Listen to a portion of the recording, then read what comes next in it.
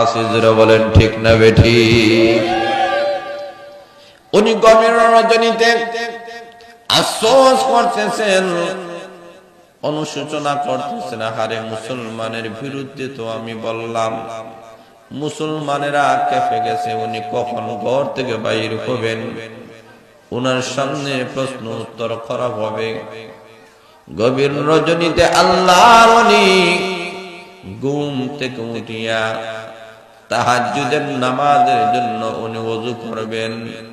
ওযুর পানি নিয়েছেন, এমনি দেখেন বাহির থেকে জুতার কড়কড় আওয়াজ শোনা যায়। বুঝা যায় অসংখ্য অগণিত মানুষগুলো এই জায়গায় সমবেত হয়ে গেছে। উনি মনে মনে ঘাবড়ায় গেলেন, আহারে মুসলমান জাতিরা মনে হয় এসেছে আমার উপরে এখন আক্রমণ করবে।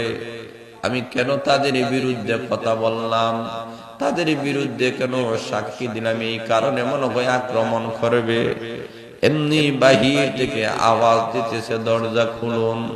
উনি শেষ পর্যন্ত বাধ্য হয়ে দরজাটা খুললেন। খুলে দেখেন একটা মুসলমান নয়, সমস্ত হিন্দুরা বাড়ির চতুর্দিক দিয়ে চলে এসেছে, একের পরে এক চলে আসতেছে। উনি ডাক দিয়ে বলেন, তোমাদের পক্ষে তো আমি সাক্ষী দিলাম,